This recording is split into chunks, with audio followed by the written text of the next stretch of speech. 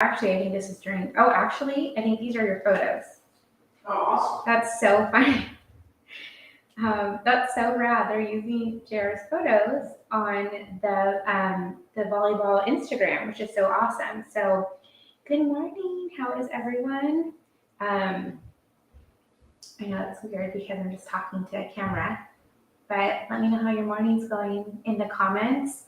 We appreciate interaction because it helps get more views, and we hope that like things that we're sharing is relatable and can add value and fun. That's kind of my goal of this. And we'll just see where it evolves. So we appreciate the likes, the comments, any questions, things that maybe you guys want us to share and talk about. We're not here. Well, first I was talking to JR about doing this, and everyone's trying to give motivation and advice and marriage tips. And I just don't want to ever be that person to think like we're perfect, because we ain't. I know most of you know that, but I don't know, just sharing, stuff that we've gone through and that we're going through, and how we, manage raising teens, building a business, marriage. We'll be married almost 16 years in October. And it's crazy. I just saw someone talk about how like the average marriage is between, I think they said 7 years. I would say between 7 and 10 years.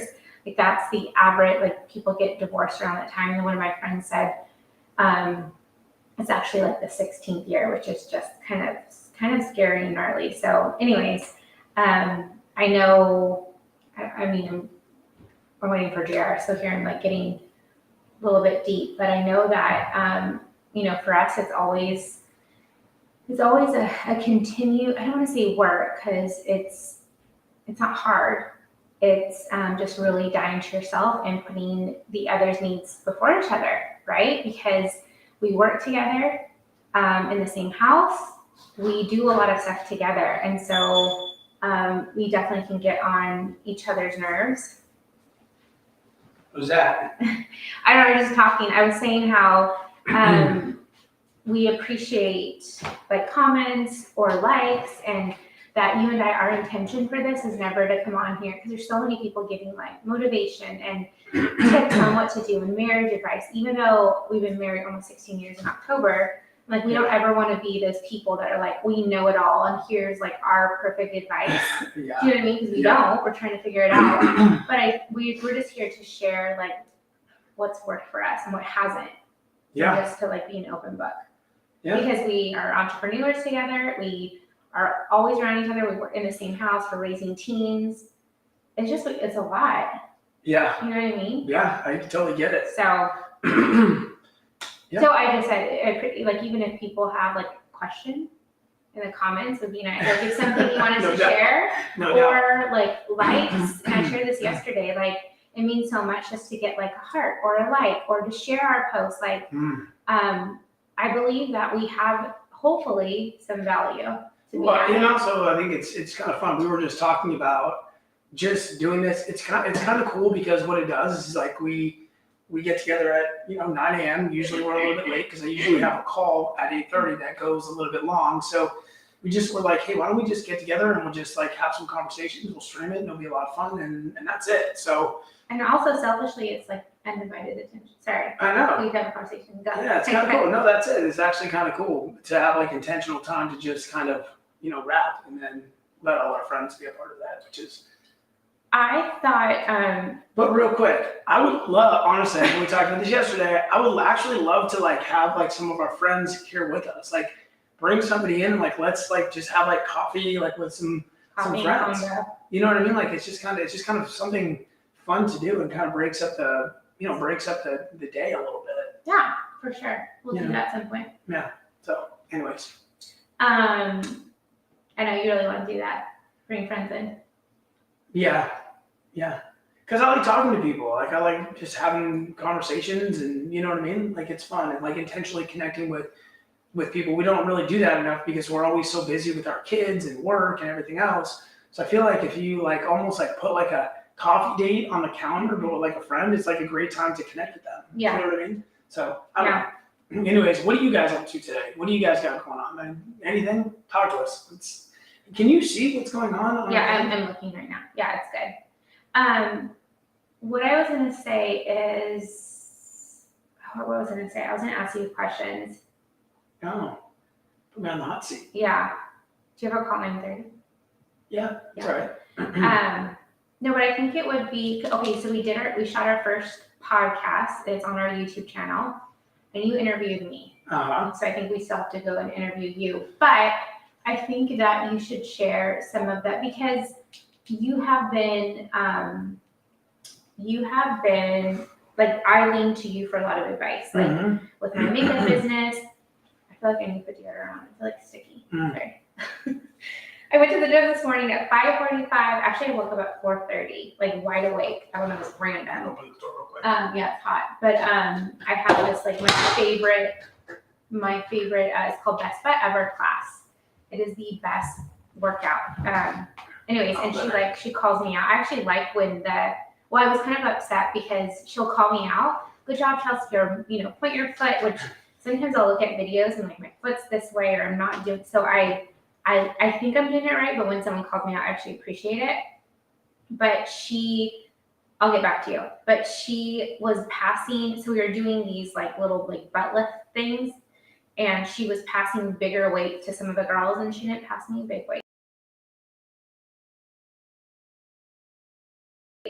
Oh. So I was like, it's kind of like pass in a couple weeks. So I'm like, all right, that's it. And I pushed myself. I was, like, going really hard because I was like, she doesn't think I can carry the bigger weight. You get a 25, you get a 5. No, I did 15. So they do big dumbbells. So I do 15 and 12. Okay. But some girls are doing like 20, 25. And I'm like, that's like, because you do a lot of What are they doing reps. with the 25s? What are they doing with those? You do, like, today we did, like squats? Yep, you do squats and then presses. Yeah, presses. And then you're doing, what's it called when you stand, an RV, she calls it something. So you're doing Romanian deadlift. Yeah. And so you're yeah. doing, and then you're doing, she'll make you do lunges, but you're doing a lot of reps in between. So anyways, but so what was I going to We need to turn the air on in there. It's hot. Yeah, we need a fan. So anyways, why don't you share, I think we should talk about you today and how you've helped me so much with, like, when I did makeup. I remember, oh my gosh, did we get furniture? It was a big fan. No, just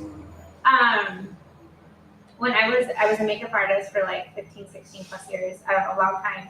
And I was working at MAC when I wanted to do weddings. I was like, I need to reach more people. What do I do? And you gave me advice. Yeah. And once you gave me that advice, I applied it, and then my business just went boom, boom, boom. I ended up doing like 82 weddings one year, like a ton. Yeah. So and you've had a lot of experience and you did a lot of weddings. I remember, I think one year you did like 85 or I think like 85 weddings. That was a lot. I mean, that's more than one a week. That's insane. Crazy. I had people booking out 6 months to a year. I know.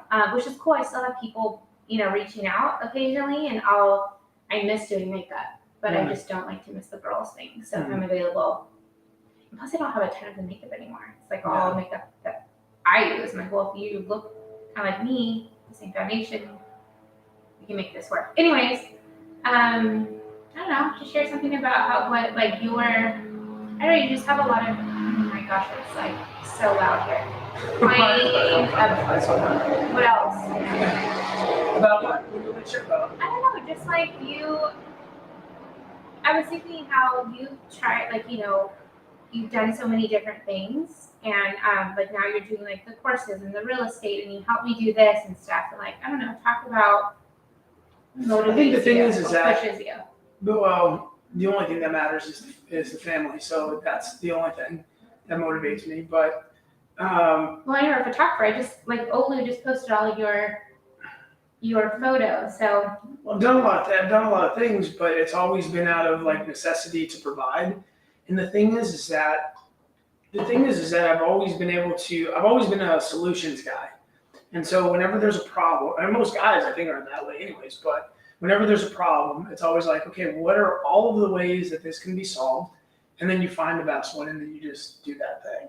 And so if it's like, okay, well, I'm in the business of doing makeup, it's like, okay, well, there's when you're in business, there's only one thing that matters, and that's money. That's revenue. And the only way to get revenue, right? It's like I can be in the business of, I have these things, whatever the heck this thing is. It's a mess maker is what it is. But this thing here, let's say this is my business. Well, the only thing that's going to sell this is if I have people to sell to. So it doesn't even matter if I have the best one of these. Okay, so what a lot of entrepreneurs get focused on is the best one of these, and they should have the best one of these.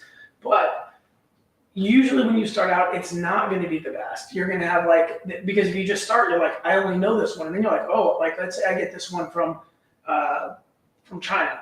Okay. And I'm like, oh, people want it. So I'm kind of selling it to them. And then you find out wait a second, there are people in Pakistan who make a way better one. And maybe that's the one I want to use. And so the business is always kind of evolving into different products and getting better and improving. And for sure, that's really, really important. Some people get stuck there because they want the product to be perfect, so they fail to launch. So getting started is always the first piece. And usually when you start, you don't see success. So having grit and drive is what helps, because when you're working and the money doesn't come in, it's discouraging. Everyone gets discouraged, and this is where people check out, right? So there's only one thing that matters when you're talking about any type of business, and that is eyeballs. Oh, they're going to say something else. Eyeballs is having eyes on you and your product. The more people you can reach and the more people that see you, the more people who are going to buy your product. Now, you do have to be, there are things that have to happen there. You have to have a product that people need, okay? You have to have some credibility. It has to be a product that works, people have bought it and these types of things. This is another area where people get stuck, is they don't have credibility because they're super new, right? This is my new thing. I don't have any credibility. So what they do is they try to sell because they want to get money in, and this is where they ruin things. So when I first started getting into the photography thing, I was doing everything for free. But what's the first thing you did? I was going to say, what's the number one piece of advice for someone that's either wanting to be a photographer, start a new business? You say this all the time, even to our team and to me. Sometimes I'll even overthink or have to perfect stuff. What's the number one thing? Well, I always say sloppy success is better than perfect failure. So get into action. So you have to be in action. If I was going to be a photographer, and I still have photographers reach out to me asking for advice, randomly, recently, Because he's honestly, not just because you're my husband. Well, the only thing you could get better at is taking more pictures of you. Yeah, but you do. But I don't like the still. I don't he's really good at smiling. I'm no, take a picture of me just walking, action photos, looking at the plant. Yeah. Well, the thing is that a lot of photographers or people who get into that type of service business, they want to make money up front, usually because it's a necessity. You have to make money, and I totally get it. But if you look at a business like that more long term, let's say I want to be a house cleaner, okay? Let's say I just want to clean houses, and I want to create a house cleaning business. And over time, I don't want to just clean houses myself. I want teams of people cleaning houses, several teams, because that's the only way you can scale and make money, is to have other people who are working, they're making money, and you're making money. It's the only way you can scale a business. I think there might be other ways, but that's what comes to mind. It's a lot of times it's short-sightedness. So what people will do is they will say, well, I got to make money today. So they'll go and they'll find people who can pay me to clean their house. Wrong. If you were to take 30 days and you walked a neighborhood, listen, I can start a house cleaning business. I guarantee it. All I would have to do is walk my rich neighborhood and say, listen, I'm starting a house cleaning business. It's me and my one person. It's just me. I will clean your house for free for one review on my Google thing. I'll clean it completely for free. All you need to do, no kidding.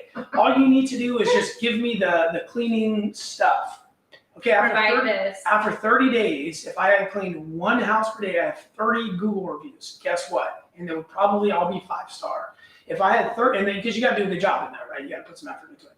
If I had 30 5-star reviews, guess what? On day 31 or day one of the next month, I can start charging, right? Because now I have a reason, and I'm willing to bet that those people that you did it for free, would give you a little bit of money. They'd give you a little bit of a tip. You did a really great job. And so that filling that gap is where people get stuck. Yeah. They'll start the business and they'll say, well, I'm $200 to clean the house. Well, I'll do it for $160 or I'll do it for $80. And now it's like this weird like money thing. Like go and establish value. I have these customers. By the way, if you went and cleaned 30 houses for free, I guarantee those people would book you for the next month. Hey, next month I'll come in, I'll do it, and I'll do it for $100. Like this is how you have to get from A to Z. It happens in photography as well. People want to come in, they want to charge. They think it's the stupidest thing ever. Like I've shot a lot of videos and a lot of pictures for like professional big organizations. And when I was reaching out for like a content producer, I would ask them, how much is it going to cost for you to come shoot me for an hour and edit a 1-minute video? Now I know what it takes to do that because I've went and shot people and I've edited content. And people will be like, oh, it's like $500 or $600. Like $500 or $600. Like this is 2 hours worth of your work, and you're not even you don't work for like some big company. It's like just you. Do you know what I'm saying? Like you don't have an office, you don't have overhead, you don't have employees. And so what they try to do is they try to hit home runs every single time, and they overcharge. And this is why they can never get any momentum. This is the problem with a lot of people. So when you were talking about the makeup thing, first thing I said was you need some credibility. What's the first thing I told you to do? Yelp. Start a Yelp.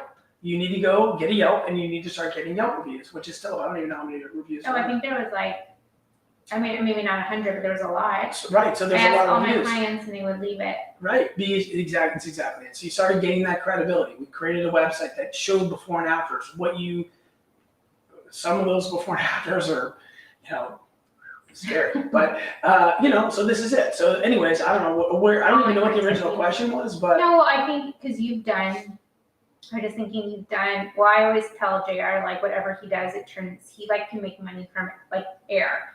Like, and he'll get super focused on one thing and excel in that. So, when I first met him, he was in the motorcycle business, and then he was, photographer, and then he did marketing, and then he did loans, and now he's going to real estate, and he's helped me with health coaching, and he's focused on his business, and he's still in my business, I don't say mine, but health coaching, where I talk to a lot of the clients and stuff, but he's still in it. And he can kind of switch gears pretty quickly because I think that the reason you're successful is because you have built a team, you've managed payroll, well, somewhat, you know what I mean? You've had to help, you've been that person that has worked kind of your way up, or like I said, you created money from air. Like you put yourself, you learn from mistakes. I know you've shared that with, me before, but you just get really focused on what you're doing and you excel at that. And I think it's helped me, like I'll listen to you and I may fight and scream.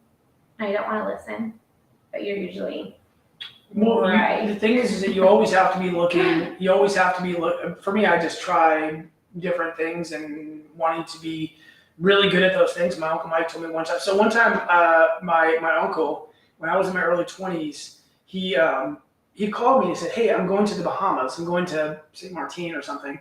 And do you want to come with me? And because I have my 2 daughters who each have a friend, so I need 2 rooms. And he's like, and I'm the only person over 21, so I need another person over 21. Will you come with me so I can have another room, pay for you and everything else, which was really awesome, a really fun trip. And we got there, and I think I was taking like business classes at Saddleback or something. I can't really remember. I don't even remember what I was doing. Maybe I was working at the pizza place. I can't remember. But we got there and it was awesome. And I've always wanted to be like a family man and have, kids and like have, be in that space and provide for my family. It's actually one time I was delivering pizzas. I was in Mission Viejo and I delivered this pizza and this guy to this pool party. And this dude ran out and it was the dad, and they could hear all the kids in the background. I was delivering the pizza to him, and I gave him his pizza, and he gave me his tip or whatever. And I don't remember what he said to me, but I remember thinking like, that's what I want my life to be. I remember thinking like, I want to have a house. Yeah, I don't know if I've ever told anybody that story, but I've always thought like, that's what I want my life to be. And my Uncle Mike is a really successful. He does construction, does concrete, does foundations and stuff on the East Coast. And so when we went to the Bahamas and we got there, it was awesome. It was all inclusive. And then he chartered a yacht for a day, and they took us to all these private islands, and they were making us like lobster rolls and stuff on the lobster rolls on the yacht. There was a captain and a like a waitress. I don't know what she was, but she was making all the food and she made us like rum punch. It was so awesome. And I remember thinking like I want to be able to do this for my family one day. Like I was probably 20. I was in my early 20s. And I remember thinking like when I have kids, I want to be able to do this. And I remember asking him. I said, I don't remember exactly what I asked him, but he said, if you're the best at anything you do, you're going to make money. And that's always stuck with me. So anything that I've gotten into that I knew there was some sort of revenue that could be created, I just thought, what does the best person do and how do I do that thing? And that's actually why so when I was looking for work and I wanted stable income, I went to work for the U.S. Forest Service as an on-call firefighter. They would call me, I would go and do fire stuff. And I did that on and off for about a year and a half. And then and I didn't do a ton of work there, but I had to make money, so that there was an opportunity, so I was doing it. And I went to school and I didn't get my degree in fire science only because I didn't have the time to go away for an academy, but I did all the coursework and everything else. But the thing is they offered me a job at the end of year 1 or 2, I can't remember. And I looked around and I thought to myself, nobody's happy here. I loved actually being part of the Forest Service. You want to talk about the hardest working people on the planet. That's right, I completely forgot. The Forest Service guys, the job is so hard to be a firefighter with the Forest Service. They call them forest technicians, which is total bullshit because they're firefighters. They literally fight fire, like actual fire. The job is so hard that David Goggins is actually a smoke jumper for the U.S. Forest Service. So it's so hard and it's so challenging. He does it just for the challenge because hiking the mountains and the smoke jumpers. I didn't know that. Oh my gosh. He just posted on his thing, out with these smoke jumpers. They go and this is crazy. They go and they fight fires for 12 hours, 18 hours at a clip, and they're the first people on the scene. These guys jump out of planes. They start. They're the first people on the scene on these spot fires, and they do their thing and whatever it is they do. I don't know, but in order to even be that person, you have to pass they call it the pack test for that. You got to put 100 pounds on your back, and you got to hike for I don't even know however many times. It is unbelievable. This dude is so he's so gnarly with the way he works out. These guys, they go and they fight the fires, and then the rest of the smoke jumpers who are with them, they went back to their camp, and then they did another workout. It's just absolutely insane. But it's it's a super challenging business. But my point is that wasn't me. I'm not going to be a smoke jumper. This doesn't look fun to me. So anytime I've gotten to when I was doing I was an electrician. I wasn't an electrician. I worked for a buddy who was an electrician, basically as a charity. He was giving me work, and which was awesome. I was doing what I could. I didn't know anything about electricity, but most of my time was spent sweeping the floors and packing up the boxes and doing very production line type stuff. But I was able to do it. But then I thought to myself, who's winning in this space, and is that who I want to be, and can I become that person? And I wanted to be my best at what I was doing until then, but I had to evaluate that. And then when I got into mortgage, it was the same thing. It's who's the best? Austin Dimmler. This is who, and Jay Martin, 2 guys inside this mortgage company. I'm all I need to do is model exactly what they're doing, and I can win in this space. And that's exactly what I did.